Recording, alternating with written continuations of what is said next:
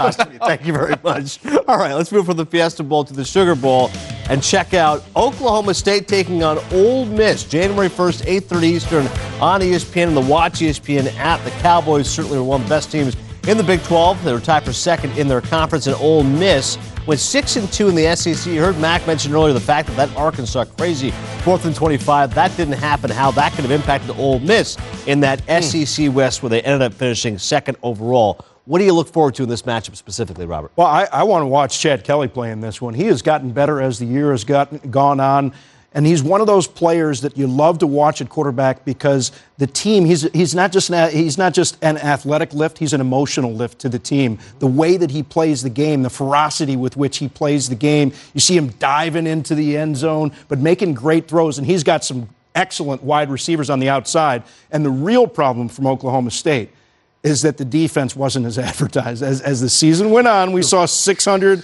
650, 650, 700-yard performances against them. I don't know how they slow Ole Miss down. Tough time stopping the run. I'm looking forward to see their offense with J.W. Walsh and Mason Randolph against the Ole Miss defense. Kendichi and those players up front, because they're pretty nasty and salty in their front seven. I like the way that they played this year. Had some ups and downs, but they're very physical at the point of attack. I want to see how that Big 12 offense goes against an SEC defense. And people I talked to said Ole Miss's players were as good as anyone in the SEC. Would Kelly be able to step up and play? And that was a question, and he did. He's answered the bell. Now, people who saw Oklahoma State in the spring and early said they weren't going to be very good.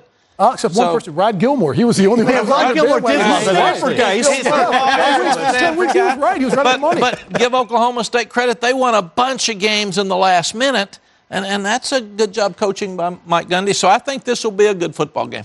Their defense did fall off a cliff, though, to Robert's point. They were looking really good early on. Stop the run. And they're young, and you lose so many players. And in the Big 12, you get tired because number of plays all the time. Right.